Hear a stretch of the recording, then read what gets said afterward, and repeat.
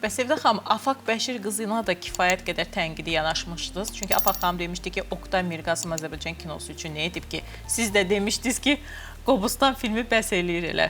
Bu nədən yaranmışdı bu proses sizdə, bu ziddiyyət? Demək bir şey deyim, Kinematografçılar İttifaqının konfransında, birləşmə konfransında Oqtay müəllim konfransı tərk elədi. O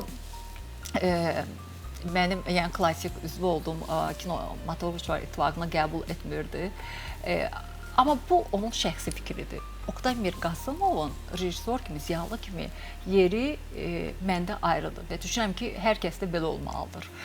Və mən deməli Fox jurnalı üçün Oqtay Mirqasımovun həm sənədli filmlərindən yazmışdım, böyük bir yazı yazmışdım və məncə Azərbaycan kinosunda ilk dəfə idi ki, Oqtay Mirqasımovun yaradıcılığı bu qədər geniş təhlil olunurdu. Oqtay müəllim özü də çox bəyənmişdi və mən ona da göndərmişdim o yazını və mən onun sənədli filmlərinə heyran oldum. Bugün Azərbaycan kinosunda bəlkə də o səviyyədə çəkiləcək, bilmirəm, sənədli filmlər o qədər, yəni poetik nöqteyi nəzərdən və musiqini hiss edərək.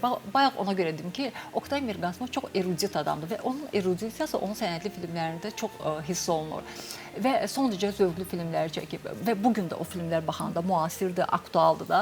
Yəni, mən düşünürəm ki, Afaq xanım yəqin ona görə bunu deyib ki, bəlkə də nə vaxtsa Oqtay müəllimin filmlərində çəkilmək istəyim, amma Oqtay müəllim bədi filmlərdə onu bir aktrisa kimi görməyib də, bu çox normaldır. Məsəl üçün, Həsən Seyidbəyli Şəfiqə Məmmədova ilə işləməyə həmişə üstünlük verib, amma Amalia Pənahova ilə işləmək istəməyib. Babək filmində də bilirsiniz də Həsən Seyidbəyli çəkməliymiş, sonra problem çıxır, onu verirlər Eldar Quliyeva və Həsən Seyidbəyli orada